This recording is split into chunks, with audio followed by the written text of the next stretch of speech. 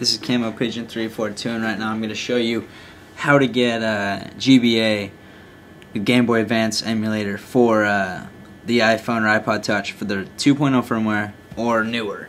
So first thing you're going to have to do is you're going to have to be able to SSH. SSHing is not hard. If you have an irrational fear of it, I suggest you get over it right now. There's two things that can go wrong when you're trying to SSH and it doesn't work.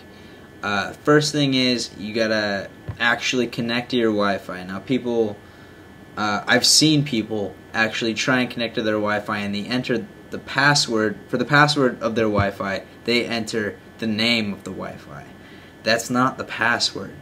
When you do that, it doesn't say that's the wrong password. It actually lets you onto the Wi-Fi, but it doesn't actually connect you. It just says you're connected, and it doesn't work. So to get the actual password for the Wi-Fi, you need to go over to wherever your router is. There's a WEP code on the side of your router. Enter that number in as the password, and that will connect you. Second thing you need to do that a lot of people don't think to do is installing OpenSSH from Cydia. Once you jailbreak your phone, you need to go into Cydia and install OpenSSH from the all packages thing, and then you will be able to SSH. So once you do all that, you will be able to download an SSHing program and use it to connect to your phone. Okay? So, first things first, picking an SSHing program. I'm going to use CyberDuck because I'm on Mac right now. If you're on PC, I recommend you use WinSCP.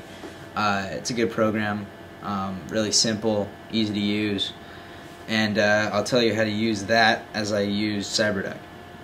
So yeah, so the first thing you gotta do is you gotta open a connection. Make sure you use an SSH file transfer protocol, okay? You're gonna need that.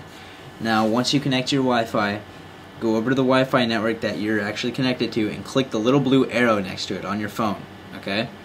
The first number that pops up there is going to be your IP address, which you're going to enter as the server. So whatever it is, you just enter it in as a server. Make sure you're on port 22. Your username is root. Your password is alpine. And you're going to press connect. Make sure you set your phone to auto lock never, so because once it locks, it'll disconnect you after a little bit. So now that I'm in, I'm gonna need to go into Cydia on my phone and install a GPS phone. Okay, so once you install, you just gotta add your community sources, and Zod's source will be in there. So just scroll through the all packages thing until you find GPS phone. That's the Game Boy Advance emulator that you're gonna need. Now once you download that, you're gonna have to refresh probably. So you press this little refresh button here, then you go into your applications folder. Okay, now GPS phone, it's gonna be right there. Okay, so you're gonna go into that folder. Okay, and you're going to need to put the GBA BIOS in here. See this little thing? It says place GBA BIOS.bin here. Okay? So I'm going to have a link telling you where to download the GBA BIOS from. It's going to be on my webpage. So I'll have it uploaded to there. It's going to be in a zipped file, so when you download it, unzip it, here's the GBA BIOS.bin file right here. So seriously, you just click and drag it into that. Okay, now it's transferring it and it's completed. Okay, so now that I have the GBA BIOS in here somewhere, there it is, GBA BIOS.bin. Alright, so now I got it in there. What I'm going to do now is I'm going to... Okay, so now you need to set the permissions for GPS phone. If you're using Mac, press Control and then click. If you're using Windows, right click and then go down to properties. On Mac, you're just going to go info and make sure you set the properties to 777. Okay, so click all these boxes right here and then press apply changes recursively, then press apply. Okay, exit out of that. Alright, so now you're going to go back up one more, and then you're going to go create a folder to put ROMs in so you can play.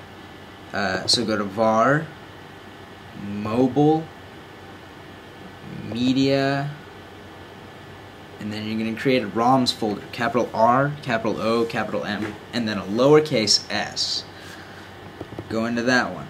Now you're going to need to create a GBA folder, so capital G, capital B, capital A. Once you make that folder, go into that folder, and then you're going to put a ROM or multiple ROMs into that folder. So you're going to need to download ROMs.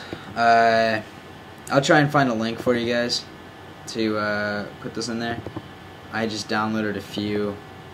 I'm going to put Pokemon in there, because that's the best game ever. Well, not the best. Mario Kart's the best. You can't beat that shit. But, yeah.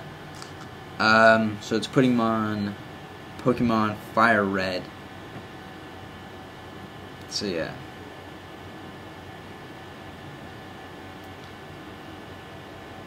Make sure it's a GBA ROM, because a normal Game Boy ROM, I don't believe it'll work. There was an emulator on the old firmware, on the 1.1.4 and before that was for Game Boy, and I was playing Pokemon Blue version on that like all the time, because that's one of the greatest games ever made. And don't bash Pokemon, for real. I'll cyber slap you in the face if you do. So yeah, anyway, now that I'm done being weird, you're gonna need to set the permissions of the GBA folder. So you're gonna press Control click or right click if you're on Windows, go to Info, or Properties if you're on Windows. Make sure it's set to 777, and then you click Apply Changes Recursively. Then press Apply. Okay. Now once you do all that, you're done. Ready to go play some Game Boy Advanced. And then yeah, I mean, it shouldn't be, it doesn't seem like it's that hard. If you have any issues, leave a comment, message me. I don't know, I'll try and help you out. There hasn't been too many times where I had no idea what's going on. No one's completely stumped me, I don't think. Yeah, hopefully this worked for you. If it worked, rate 5 stars. Subscribe. I don't know. Thank you for watching.